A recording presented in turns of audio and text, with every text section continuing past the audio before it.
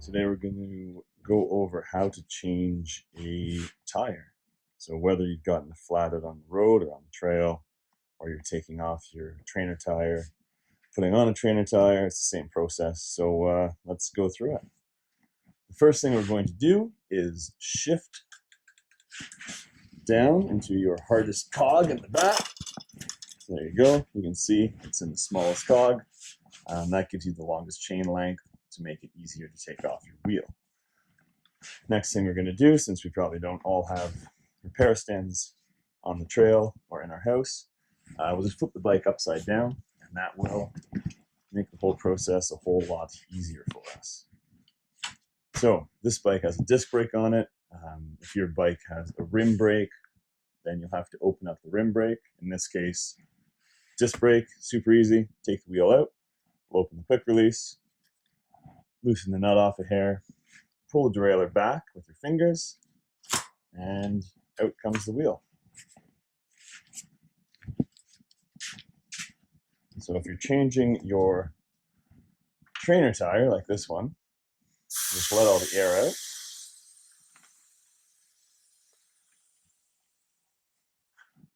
And that'll give us the most amount of room in the tire to peel it off.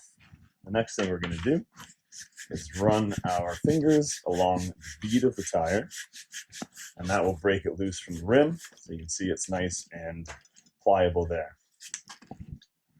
So, 2 tire levers. One, you can hook under the bead of the tire. You can see there's a hook on the tire lever. We're going to hook that onto a spoke so it stays on its own. Take your second tire lever, move 6 inches away, pop it out, and slide. There you go. So one side of the tire is off. Remove the inner tube.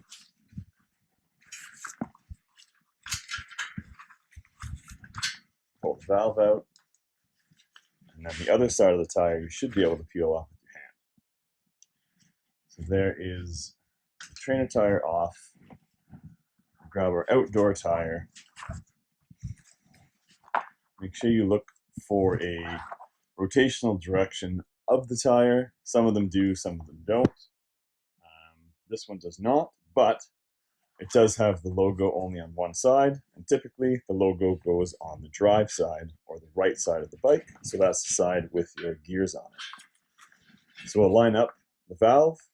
You can see there's a valve hole. We'll line it up with the logo on the tire.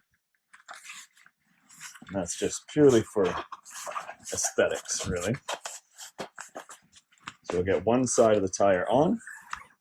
You can see one side's on there, one side's still open. We'll take our tube. If you're putting in a new tube, make sure that it's partially inflated, like this one is.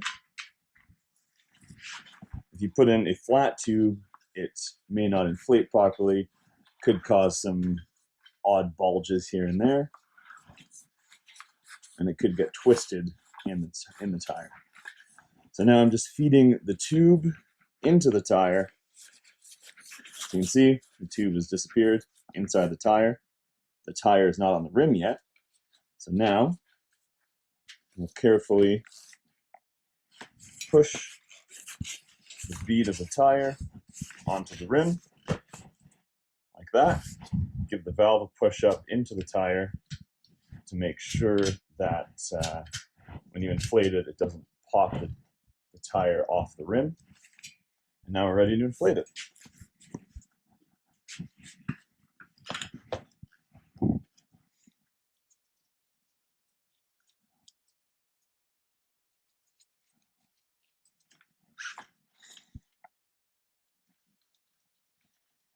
So if you have a compressor, that will make your life a whole lot easier. But I'm just using a floor pump. Okay, so we've got our tire inflated. One thing I forgot to mention is if you do get a flat on the side of the road or on the trail, just run your finger along the inside of the tire, making sure there's no debris stuck in it that would have caused the flat. If you do find something, pull it out. Just be careful if it's sharp, if it's glass or something, just watch your fingers.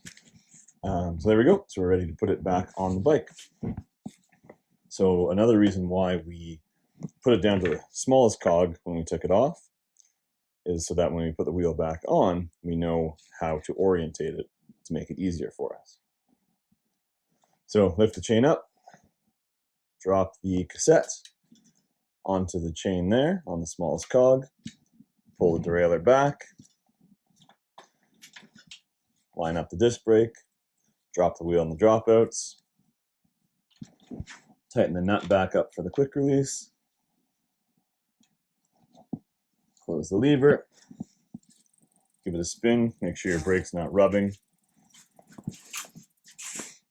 make sure the tire looks good, it's seated on both sides. You can see if you watch the bead and the rim, if there's any weird hops or bounces or anything, just let some air out, try to seat the tire, but this one looks good. So then we're ready to flip it back over. And before we take off, we want to shift up a couple gears, easier, just so that when we take off, we're not in our hardest gear. And that is how we change a tire. So hopefully that was helpful for you guys. If you have any questions, don't be afraid to ask.